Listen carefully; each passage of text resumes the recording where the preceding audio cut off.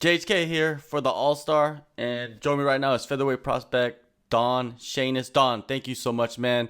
It's been a hectic last 24 hours. We've been trying to set this interview up. You're on here. I'm happy to see you. What are you doing?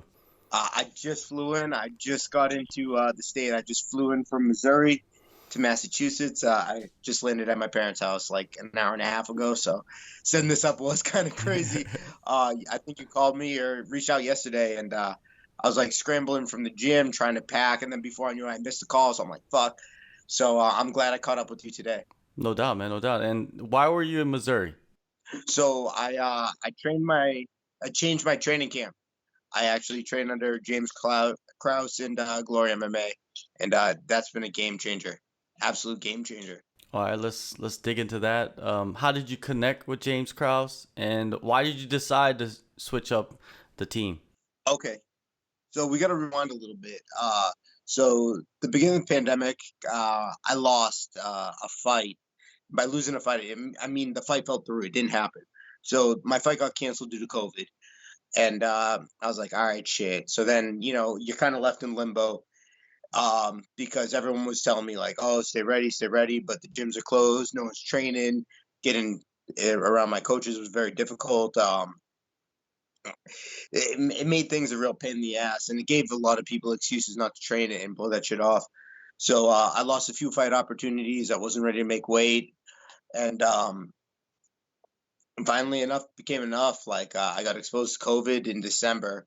I didn't end up getting COVID, but I had the COVID police calling me, or the mass COVID team calling me, and they're like, "Hey, you can't go to work." I'm like, "Well, shit, I haven't been working." So the little bit of work I was getting was like enough to buy my parents Christmas presents and shit, and I couldn't fucking do that. And then I was in a relationship, and I didn't really want to be in that, so I was just like really depressed. I was losing opportunities. I couldn't get to a gym. I had a really unhealthy setting in December, and I just said fuck it. So I talked to my coach. He called my manager. My manager recommended Glory out Missouri. Go check that out. And originally I was only supposed to be there for like 2 weeks a month, and I talked to James on like a Friday, and by Monday I moved out of my house.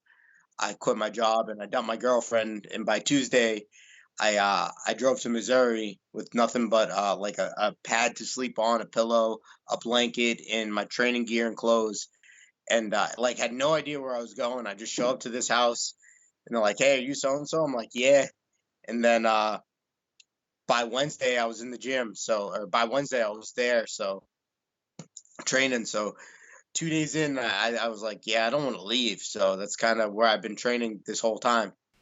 Man, it's all part of the story, man. It's all part of the story, right? All part of the rise. Yeah, dude. My career is the weirdest thing ever. From being healthy to breaking my neck to fighting to missing opportunities to coming back. Dude, I've been there. I've been there. So Well, let's rewind right there. Breaking your neck. Like, how did that happen? I wish I could tell you. It happened training in the end of 2017, early 2018. I didn't know it was broken. I fought with it broken. I lost that fight against Daniel Matos. I fought up a weight class. It was like a short notice replacement fight. They found me a guy at like 155, so I fought up a weight class. I didn't know my neck was broken, but it was very apparent in the fight that I couldn't move my left arm.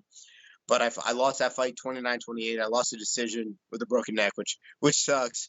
Healthy, I think that it'd be different, but it is what it is. Fuck it. So once I realized I broke my neck, I was in like extreme pain after the fight. I had to have surgery. I had surgery a month later. It actually fucked up my vocal cords. I sounded like a squirrel for about a year and a half. I sound like this for like a year and a half. And yeah, so I had to take 51 weeks off. I came back. I had 4 fights. I was scheduled for my fifth, and then COVID struck, and I'm like, what the fuck, dude? Man, that year and a half with your voice, like not being your voice, must have been a trip for like not yourself, but just the people around you, right? Like you call them and they're like, "Who is this?" So it's funny. I had two choices. Either I could not talk to anyone, or I could fucking own it. So I just owned it. I was Yeah. just like, fuck it, you know, like I sound like this for a fucking year and a half, and And it was really difficult working at the bar. I would use like a little bit of sign language, like a beer be like 425. I'd be bartending and be like, yeah, 425, you know. So I'd use my hands a lot more. So I got by. I Hmm. got by. It was sexy, you know. Chicks obviously dug it, so whatever. Fuck. Yeah, man, you got the combination. You know, at the bar, you're the bartender. You got the unique, voice. It works, right? It works. Seemed like it. Yeah, Mouse ain't got shit on me. Mickey Mouse ain't got shit on me. Yeah, Yeah, so I'm yeah. coming off a year layoff from a broken neck in 2018, Hmm. and then another year plus layoff due to COVID. So now I'm healthy. I'm trying to Hmm. fight as Yeah. much as possible. I want back to back to back to back fights still. I'm in the UFC, and then I want back to back to back to back fights in the UFC. I want to be super active. Let's talk about this fight coming up, man. Cage Titan 50. You're heading back to lightweight. Is that right? So this wasn't really my choice. What happened is I wanted to fight August 28th. Quick turnaround for my last fight. Um, and they found me a guy. I got hurt. So we pulled out of August 28th. Then the next card was September 25th. I needed an extra few weeks to heal up. So they found me a guy for September 25th, and it was short notice. So the guy agreed to fight me at 155, and then I'm like, I want to fight at 45, and they're like, well, he'll fight you at 55. So I'm like, all right, fuck it, whatever. And then what do you call it? That whole card got canceled. No dude, no I don't know why. No idea why the card got canceled. But the card got canceled, and then this happens to be the next card, which is November 6th. So November 6th, they're like, yeah, we're just gonna keep that same matchup. I'm like, whatever, I don't fucking care.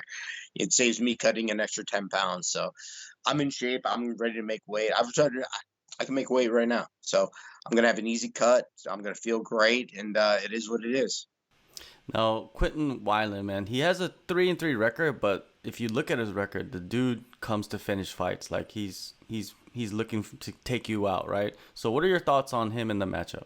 I think he's going to be tall. I think he's going to have good jiu-jitsu. I don't know how he's going to like my pressure. I don't think he's going to like my pressure.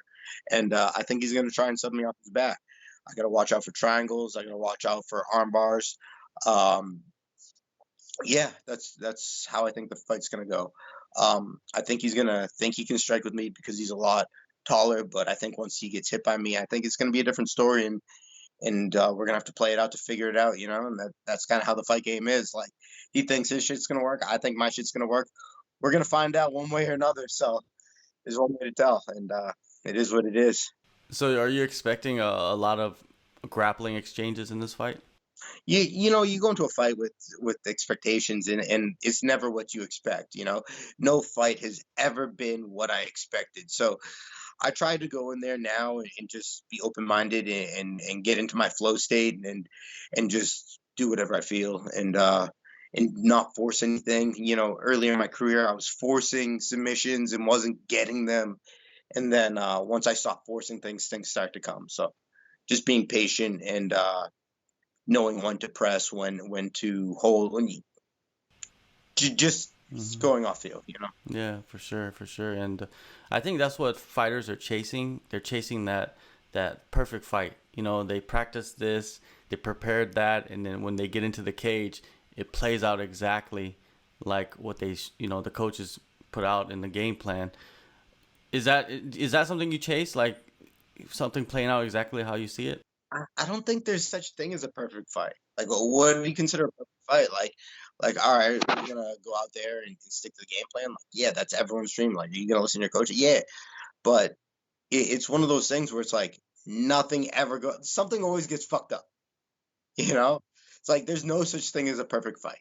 So I'm going out there to assert my dominance and to get my hand raised. And as long as I do that and get a finish, I'd be ecstatic.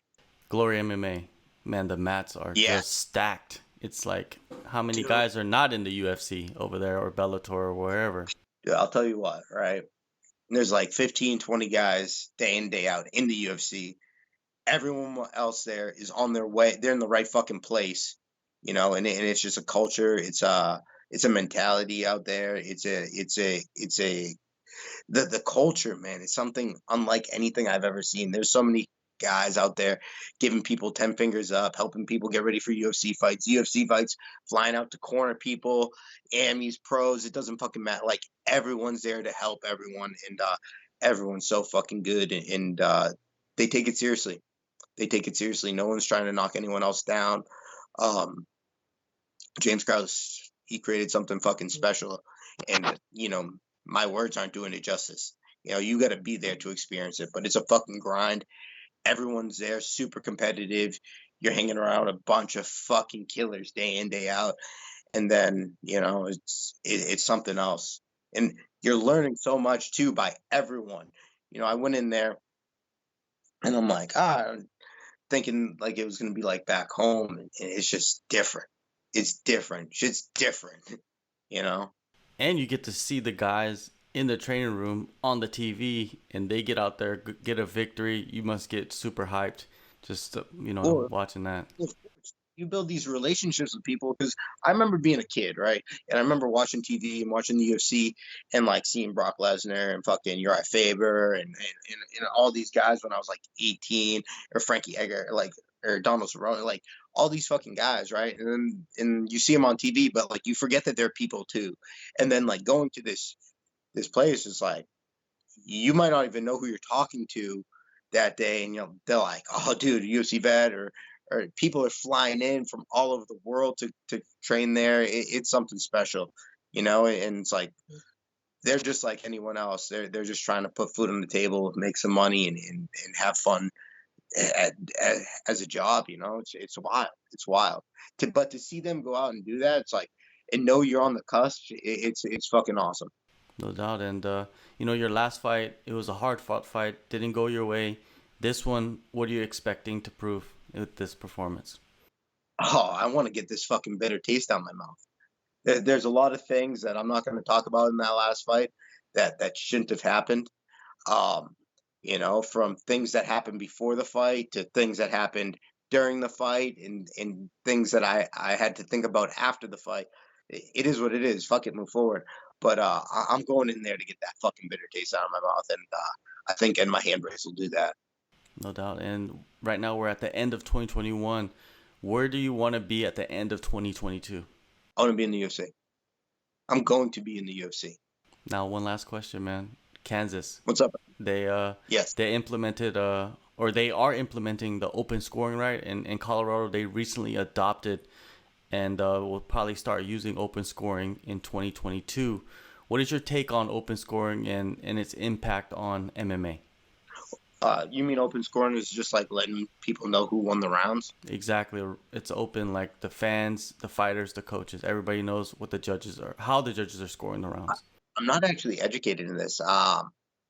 It's probably something I should look into, but it's I like the idea of it, but at the end of the day, it's like if you're down, you're down 2 rounds, like you don't need a fucking scorecard to tell you, like yeah, I don't know, like at some point it doesn't fucking matter, but I guess it does, because I don't know, man. Like if you're not trying to fucking finish a fight, the whole fight, and you're trying to stall out a decision, you're fucking shouldn't be in there, So I guess it all depends on what kind of style you got. So for me, it doesn't fucking matter, because I'm trying to get in and out of there as quickly as possible.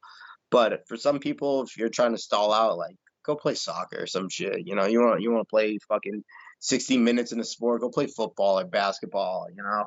But I'm trying to get in fucking out of there. I don't need 5 minutes and three judges to tell me who won. I know who won. You don't have to tell me. You're in there long enough. You know what's going on. You're no idiot. This ain't your first fight. Let's go. All right, man. November 6th, Cage Titans 50. You go back to Sure. the spot where the Pilgrims first landed, Plymouth, Massachusetts. Thank you Yeah. so much, Don. Hey, thank you.